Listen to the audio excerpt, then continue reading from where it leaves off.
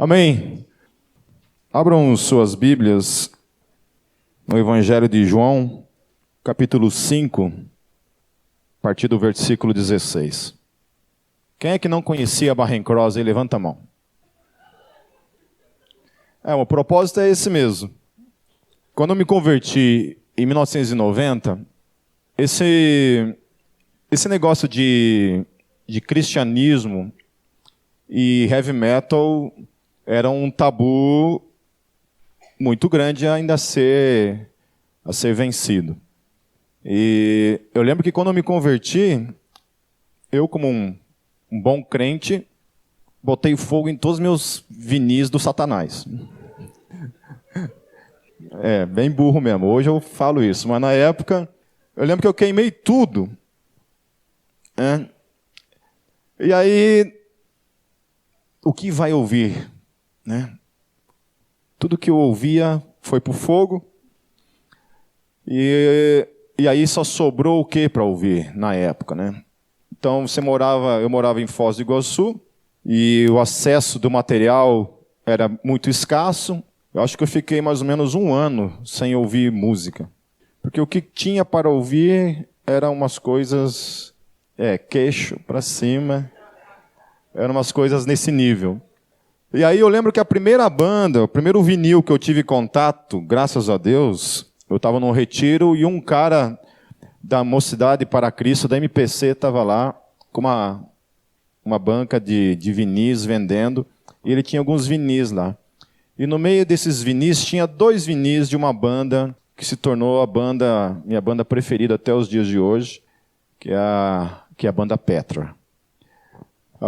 Os 2 vinis do Petra, o Petra Praise e o Bid System, na época, e foi a minha salvação, a salvação da minha alma, graças a Deus, pelo ministério do Petra, porque quem é roqueiro sabe como é que funciona, gente? Música sem distorção pra gente não é música, Então, por mais que hoje é uma coisa assim, o mercado, a cena, tem música pra caramba aí, O privilegiado é o cara que se converte hoje, que é roqueiro, E principalmente se converte aqui na Gólgota. Algumas igrejas, se ele se converter em algumas igrejas aí sendo roqueiro, fatalmente ele passará pelo mesmo processo que eu.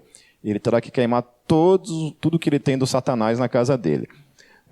Aqui não. Aqui, quando você se converte, a gente tem um princípio. Primeira coisa, você deixa comigo todos os teus vinis, que a gente guarda para você. Tá bom? Amém? Então, assim, o propósito, quando nasceu isso no meu coração, de fazer esses tributos, sempre foi essa intenção, de resgatar esse material precioso do metal cristão e outras vertentes do rock cristão, para que vocês possam conhecer, sabe? Porque eu sei que vocês só escutam Fernandinho em casa, então preciso converter o coração de vocês ao metal verdadeiro. Amém? Então vamos lá. A partir do verso 16, me acompanhem. O texto é um pouco comprido, porque vai do verso 16 até o versículo 47. E sem manifestações demoníacas, para mim querer me interromper, tá? Faça favor. Versão NVI, tá bom? Quem tá com a versão João Ferreira de Almeida, do teu avô, pode encostar ela aí. A gente aqui é uma igreja jovem, a gente usa só a versão jovem. Amém? Diz assim: então os judeus passaram a perseguir Jesus porque ele estava fazendo essas coisas no sábado. Disse-lhes Jesus: meu pai continua trabalhando até hoje e eu também estou trabalhando. Por essa razão os judeus mais ainda queriam matá-lo, pois não somente estava violando o sábado, mas também estava até mesmo dizendo que Deus era seu próprio pai, igualando-se a Deus. Jesus lhes deu essa resposta: eu lhes digo verdadeiramente que o filho não pode fazer nada de si mesmo, só pode fazer o que vê o pai fazer. Porque o que o pai faz, o filho também faz.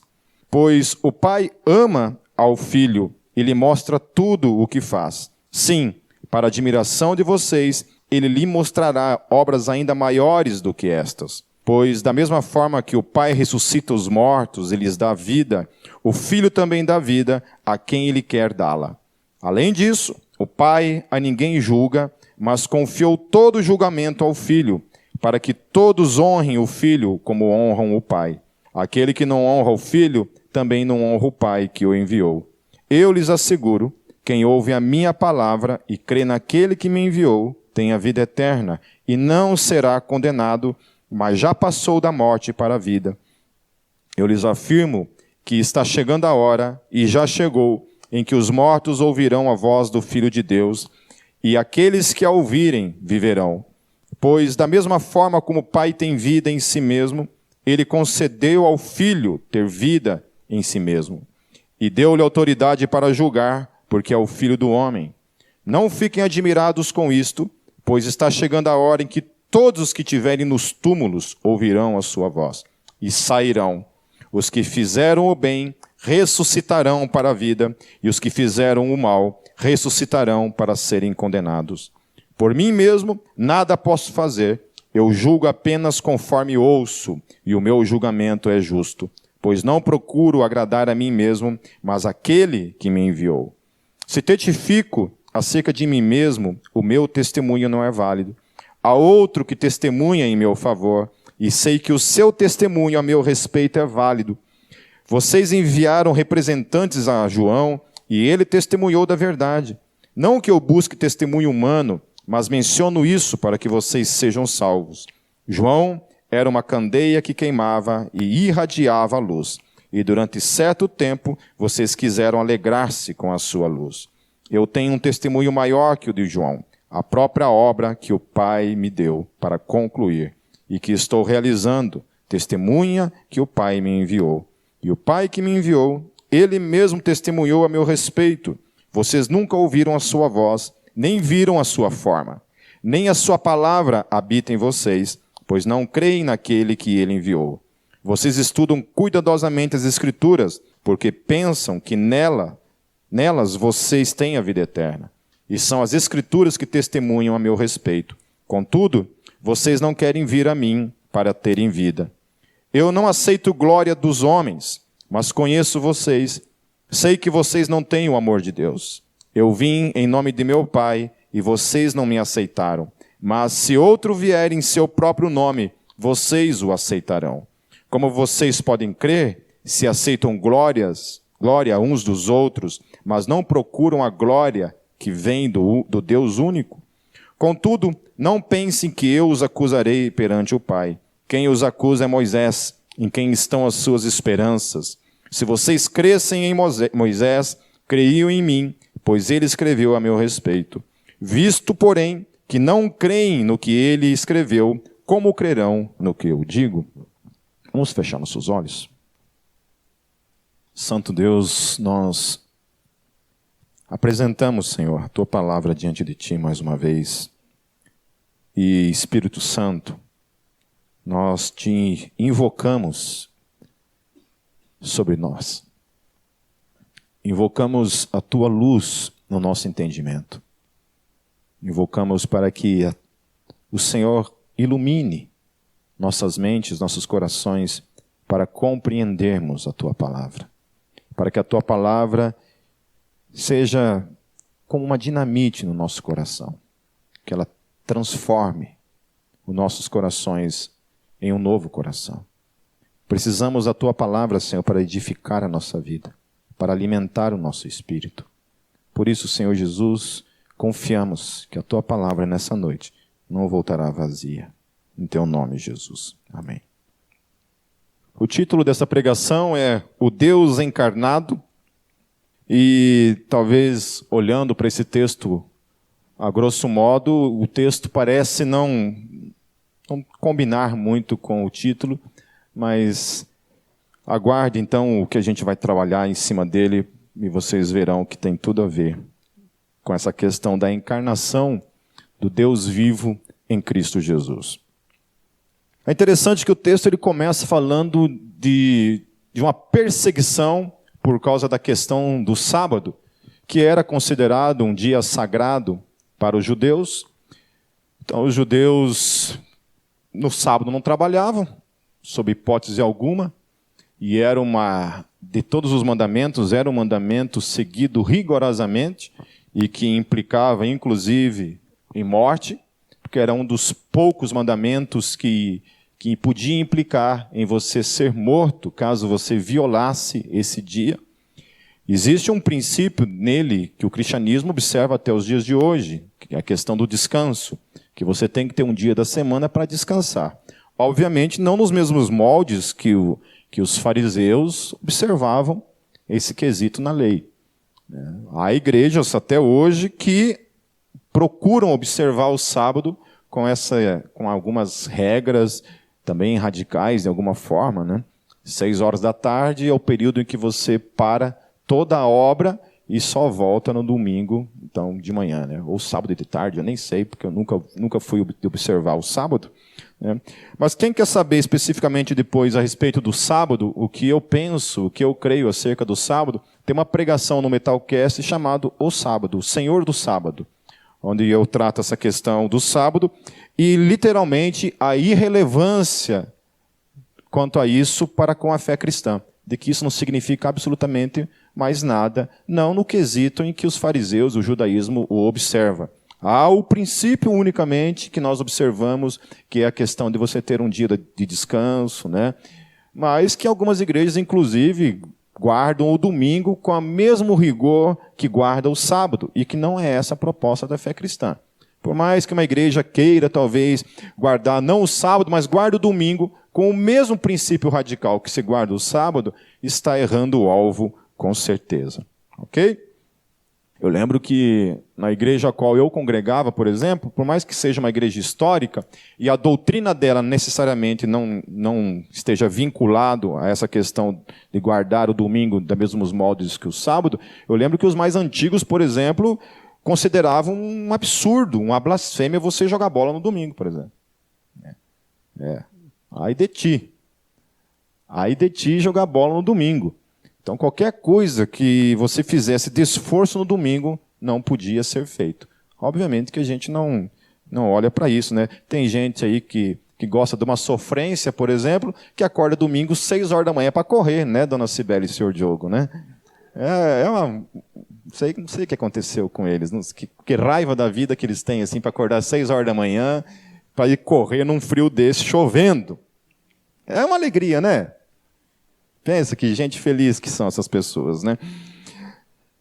Então é isso, amém? Então, eles olham para a questão de Jesus, como Jesus fazia algumas curas no sábado, eles começam a perseguir Jesus por causa disso. Porque no sábado não podia fazer esse tipo de coisa. Agora, o que é interessante, e aí eu começo a trazer essa luz da questão da divindade de Jesus, algumas afirmações que Jesus faz no texto, e que isso aponta, em definitivo, a sua divindade, e se colocando na primeira posição, acima de todas as coisas, ao lado do Pai, como Deus. Olha o que Jesus fala lá. Ele fala que o Pai não está descansando. Porque qual era a observância da questão do sábado? Que o sábado era o dia que Deus tirou para descansar. É o dia em que Deus cessou toda a obra. E Jesus vem e traz a luz dizendo assim, olha, o Pai não está parado. O Pai não está descansando. Tira esse reverb do além aí, porque... chegou até um arrepio na alma aqui. Achei que fosse meu pai falando comigo aqui. Quase que eu dei um grito aqui, sai Satanás. Amém? Aí. Ô, glória. Jesus vem e fala assim, olha, o Pai não está descansando. O Pai, ele continua trabalhando até os dias de hoje, ele fala isso. Mas daí, ele liga isso numa coisa mais complicada ainda. Porque ele fala que não somente o Pai ainda trabalha, mas ele se coloca no mesmo lugar do Pai, dizendo, e eu também. Tá, mas o que tem a ver você, Jesus, com o Pai? Deus, a gente sabe que ao criar o mundo, chega no 7º dia, Deus descansa. Mas o que tem a ver você? Jesus fala então, que assim como o Pai está trabalhando, Ele também, naquele dia, no 7º dia, Ele não ficou parado, Ele descansou da sua criação, mas assim como o Pai, Ele desde aquele dia continua agindo nesse mundo. E aí isso remete lá para João 1:1. No princípio era o Verbo, e o Verbo estava com Deus, e o Verbo era Deus. E tudo que foi criado por meio dele. Dele quem? O Verbo. Então o Verbo cria o mundo em 6 dias, e no 7º dia o Verbo também descansa junto ao Pai. E aí ele vem trazendo assim, só que é o seguinte, o Pai não está parado, o Pai continua agindo, e eu também. E Jesus se coloca então na mesma posição que o Pai. E aí os judeus ficam indignados. Não somente porque ele estava quebrando o sábado, quebrando o rigor do sábado, porque ele estava dizendo que vocês estão iludidos. Deus não parou, Deus continua trabalhando. E eu também. E aí, ao se colocar nessa posição, Jesus está então confrontando a ideia que eles tinham de sábado, e aí trazendo uma coisa muito pior ainda, porque ele estava se colocando na mesma posição que Deus, como Criador do universo, e que até hoje está agindo sobre a sua criação. E aí isso obviamente colocou aqueles homens em parafuso. Como podia estar diante deles um homem, e este homem se considerando então igual a Deus? Ele iguala-se ao Pai. Lá no versículo 18, essa é a percepção que os judeus têm. Eles falam assim, por essa razão, os judeus ainda queriam matá-lo, pois não somente estava violando o sábado, mas também estava até mesmo dizendo que Deus era seu próprio Pai, igualando-se a Deus. Eles não tinham entendido essa parte de que Jesus estava se considerando não apenas igual a Deus, mas também o Criador de todas as coisas.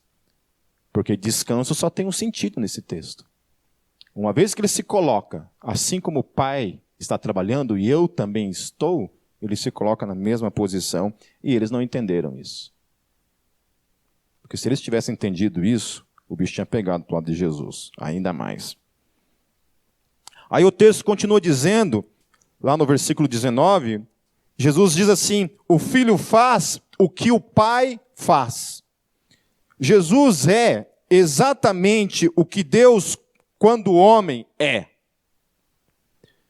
Se Deus fosse para se tornar um homem, ele é exatamente aquilo que Jesus foi. E é. Jesus é o homem perfeito. Tudo que Jesus fez enquanto homem é exatamente o que o Pai faria enquanto homem. Porque aquilo que Jesus fez, ele fez porque o Pai faria. O Pai o ensina e ele se move nesse mundo fazendo aquilo que o Pai também faria no seu lugar. E aí cada atitude de Jesus, que a gente observa e vê um Deus de amor agindo, a sua misericórdia, um Deus que cura, um Deus que se importa com o ser humano, é a mesma característica do Pai. Jesus não é diferente do Pai. Ele só age em cima daquilo que o Pai o ensinou, aquilo que o Pai delegou a ele. Então, cada ação dele, inclusive aquela ação em que Jesus entra lá no templo com um azorrague nas mãos, um chicote, e ele começa a virar todas aquelas mesas, não foi um momento de carnalidade da parte de Jesus. Foi exatamente a forma como o Pai agiria naquele momento. E Jesus ainda fala assim, vocês estão fazendo da minha casa um lugar de ladrões. Da minha casa. Ele está dizendo que ele é o dono daquele lugar. E ele está fazendo aquilo que o Pai faria.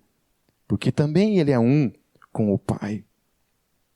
E é uma coisa interessante, meus queridos, que eu queria que vocês observassem lá no versículo 20. E que talvez seja uma das coisas que mais a gente se perdeu no caminho, no anúncio do Evangelho. Nós temos uma teologia que coloca o homem como o centro de todas as coisas.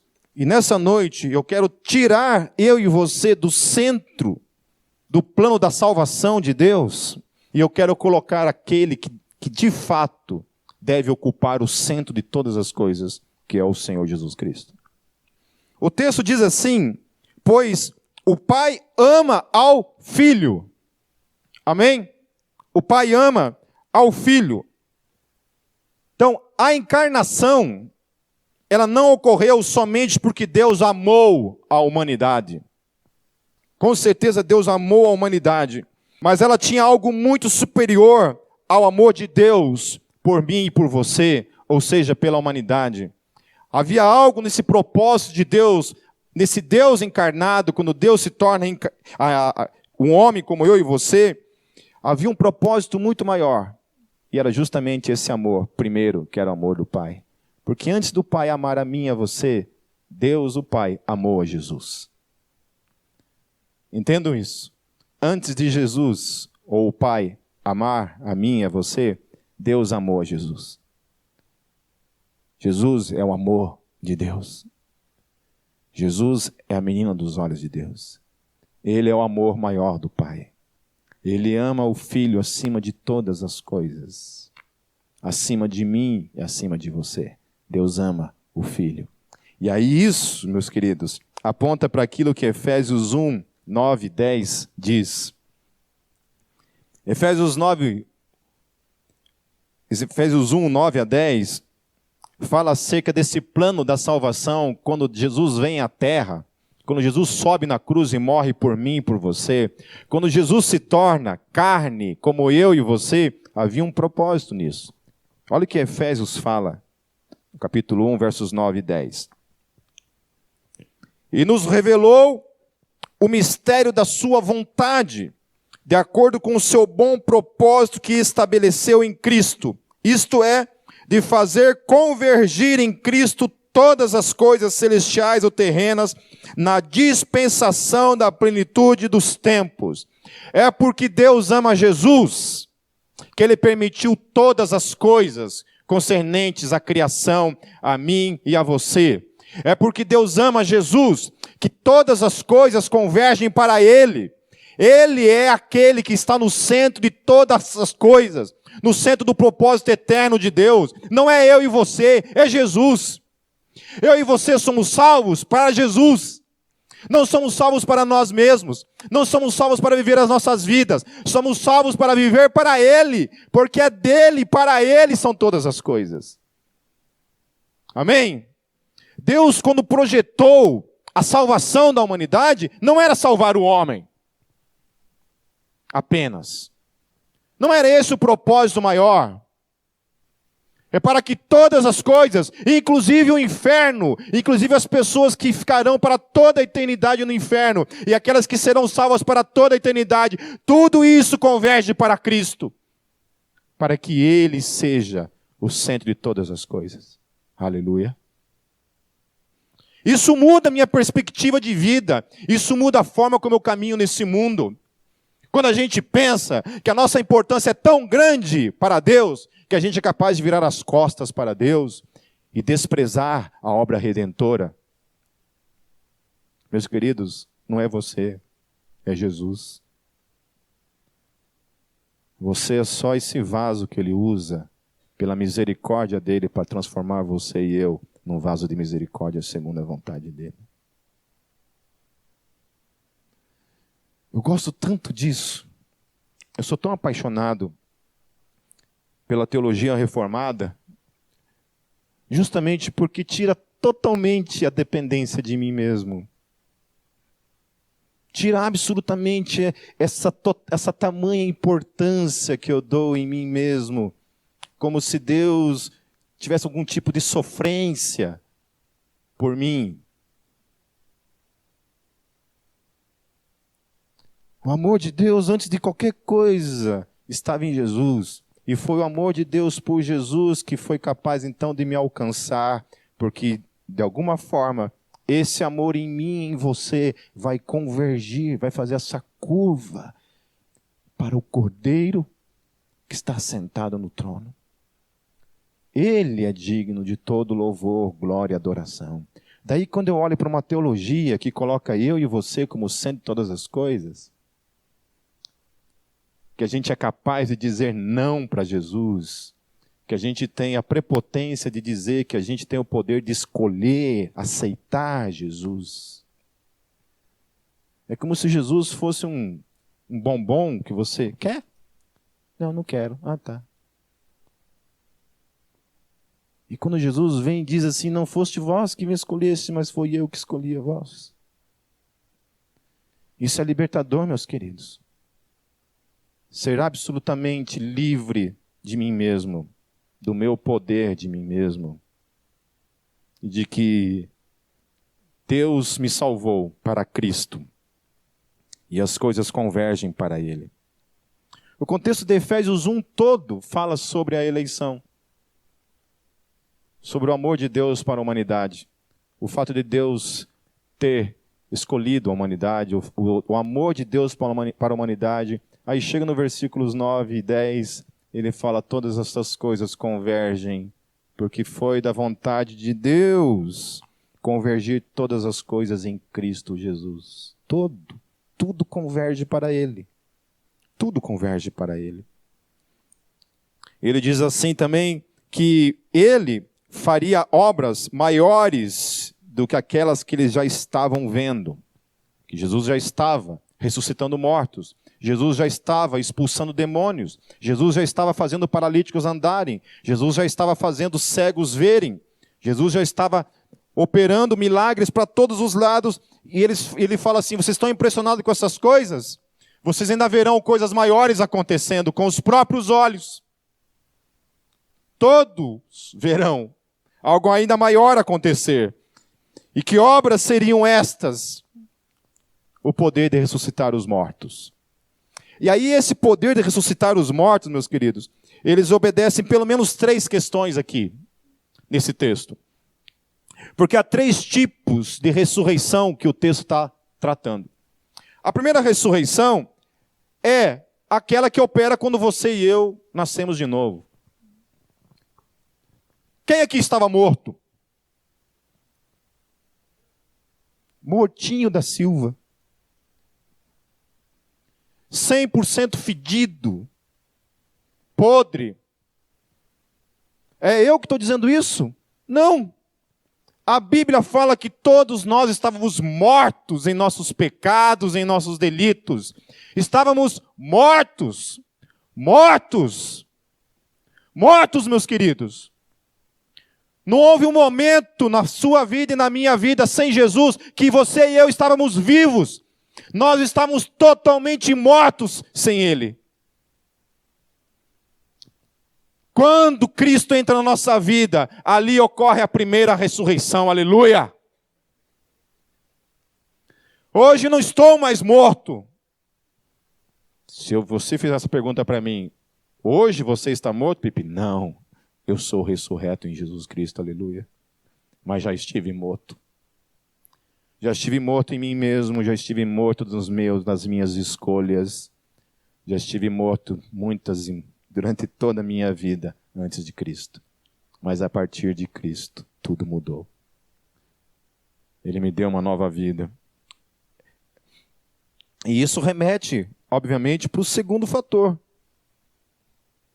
que é essa ressurreição que nós estamos trabalhando, então.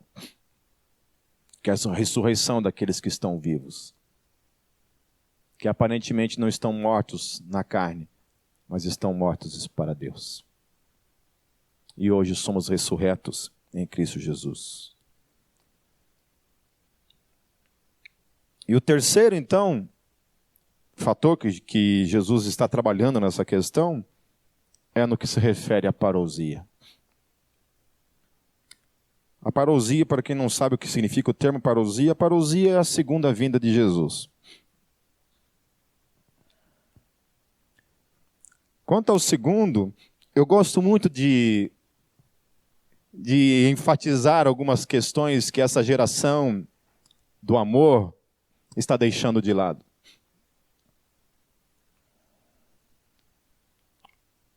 É interessante que essa geração fala sobre amor, mas é um amor que só serve para o outro. Então, assim, eu não vou defender ninguém aqui. Eu vou apenas atacar o argumento. Certo? Então, não vou nomear pessoas e nada. Então, assim, por exemplo, quando eu digo, amem os homossexuais, isso é uma verdade. Todos nós temos que amar os homossexuais. Agora, Quando na mesma frase eu digo, amem os homossexuais e odeiem o Bolsonaro, a frase já perdeu o sentido para mim. Porque ou a gente ama todo mundo, ou a gente não ama ninguém.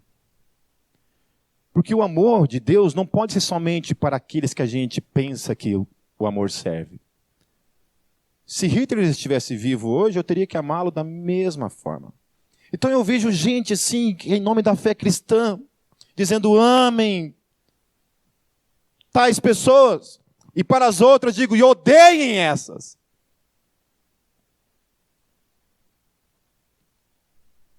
Odeiem essas.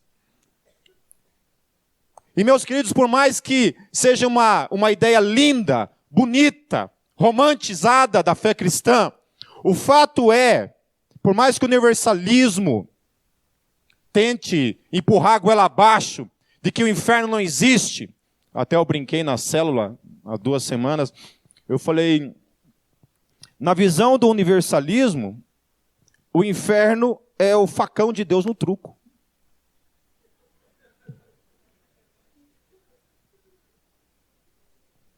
Quem joga truco sabe o que eu estou falando, né? Você fala truco, você não tem nada na mão. Não, Deus o livre gritar 6 se você tem um facão ali, né? É um blefe. Você grita truco, o cara já corre, já coloca na mesa, né? Na visão do universalismo, o inferno é o truco de Deus, é o facão de Deus. Deus fala inferno, mas na verdade o inferno não existe.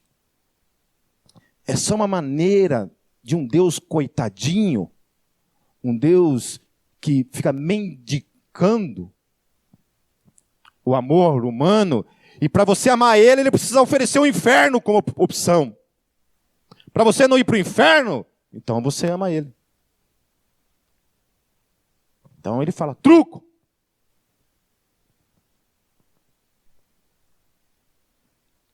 Essa é a visão. Então, por mais que seja uma visão linda, romantizada, que o inferno não existe e que todo mundo vai para o céu no final das contas, Jesus ele diz assim no versículo 24, eu lhes asseguro. Ele está dizendo, olha, eu vou dizer uma coisa para vocês, isso é verdadeiro o que eu estou dizendo. Quem ouve a minha palavra e crê naquele que me enviou, tem a vida eterna e não será condenado. Mas já passou da morte para a vida, aleluia. Eu acho tremendo essas afirmações assim, que trazem, que fundamentam a minha e a tua fé, que traz a certeza, a convicção absoluta de que eu sou salvo. Não serei, sou, já nesse momento, falei, já estava morto, não estou mais, agora estou ressurreto, e o texto diz que aquele que crê tem a vida eterna, aleluia. Fala aleluia. Amém? Tem a vida eterna. E outro texto diz assim, no mesmo texto diz, mas já passou da morte para a vida, aleluia. Não está mais morto, mas já passou da morte para a vida, aleluia. Amém?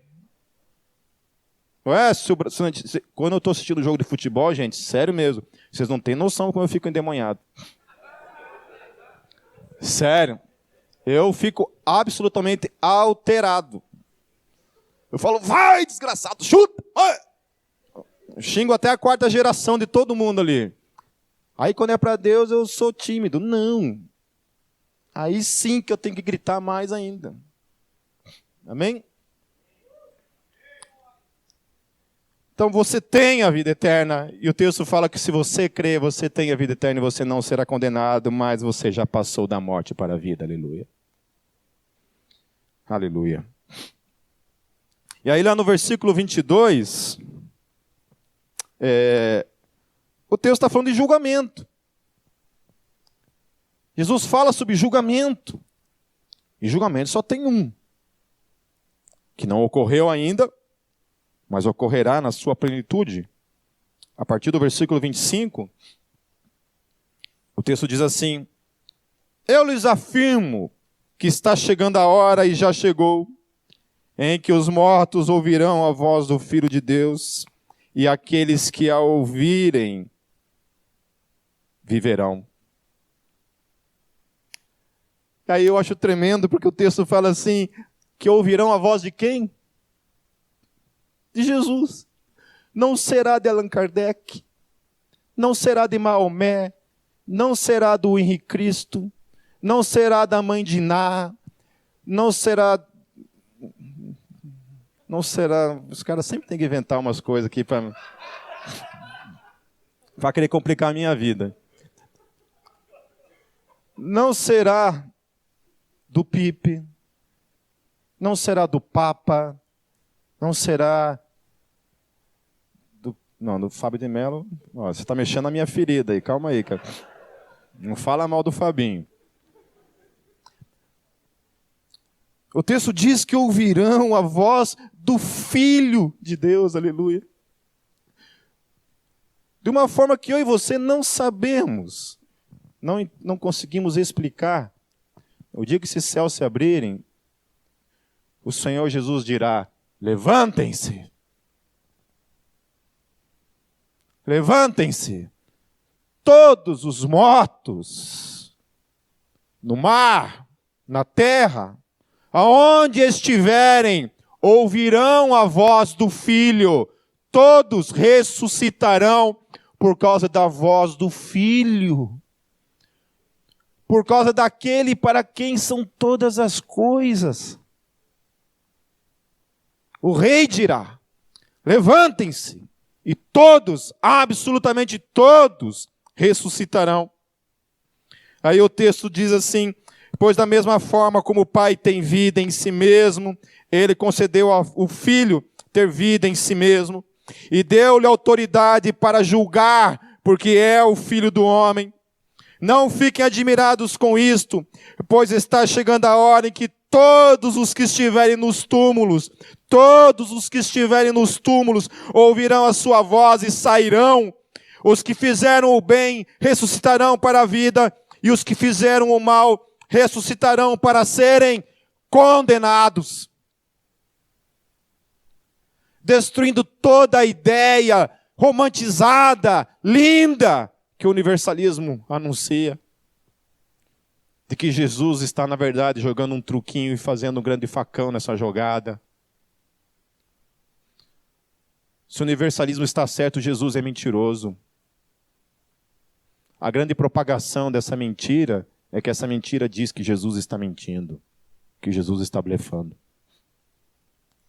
A partir do versículo 31, aliás, o versículo 45, eu acho tremendo quando o texto diz assim, contudo, não pensem que eu os acusarei perante o Pai.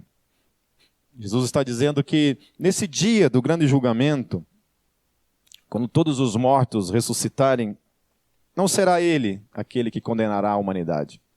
Mas o texto diz, pelo menos uma coisa interessante. Ele fala assim, quem os acusa é Moisés, em quem estão as suas esperanças. Daí quando Jesus está falando acerca de Moisés, ele está falando sobre duas coisas aqui. Primeiramente, o texto exclusivamente está tratando a questão profética acerca do Messias. Moisés havia profetizado a vinda do Messias, principalmente lá em Gênesis, que fala que a semente da mulher nasceria e pisaria na cabeça de Satanás. E Jesus fala assim, olha, vocês estão ignorando, porque é em mim, exatamente em mim, que está se cumprindo essas profecias. Mas eu quero trabalhar uma outra questão acerca do que de fato julgará a terra. Então Jesus, à primeira mão, está trabalhando que ignorar a profecia e não crer nele implica, então, em julgamento. Você não creu? Então, Jesus tira o seu lugar no julgamento, e o que julga é o fato de eu não ter crido. Esse é o julgamento que virá sobre a humanidade. Mas há um outro julgamento. Porque julgar por quê? Afinal de contas. Como ele está trabalhando com os fariseus, os observadores da lei, existe uma outra questão que ele está trabalhando aqui. que há uma outra coisa chamada lei que condenará então o ser humano. E somente aqueles que não estão debaixo dela é que de fato serão salvos. Eu quero ler 3 textos para deixar isso bem claro para mim e para você. Romanos 3:20 diz assim: portanto, ninguém será declarado justo diante dele, baseando-se na obediência à lei, pois é mediante a lei que nos tornamos plenamente conscientes do pecado. Lá em Gálatas 5:4, diz assim: vós que procuram ser justificados pela lei, separaram-se de Cristo, caíram da graça. Gálatas 2:19, pois por meio da lei eu morri para a lei, a fim de viver para Deus. Romanos 10:4, que é o grande trunfo meu e teu, sobre toda e qualquer possibilidade de condenação sobre a minha e a tua vida. Porque nós estamos em Cristo Jesus, não mais debaixo da lei, mas porque hoje nós estamos em Cristo Jesus. Romanos 10:4, Paulo declara isso de modo claro para mim e para você. Porque o fim da lei é Cristo, aleluia! O fim da lei é Cristo para a justificação de todo o que crê. Eu creio, uma vez que eu creio em Cristo Jesus, a lei não tem mais nenhuma serventia para a minha vida. Porque Jesus torna ela algo em desuso para a minha vida, porque ela não tem mais poder sobre a minha vida. Portanto, aqueles que não crê ainda permanecem debaixo desse jugo. Em Gálatas 2:21, o último texto: não anulo a graça de Deus, pois se a justiça vem pela lei, Cristo morreu inutilmente. Aleluia.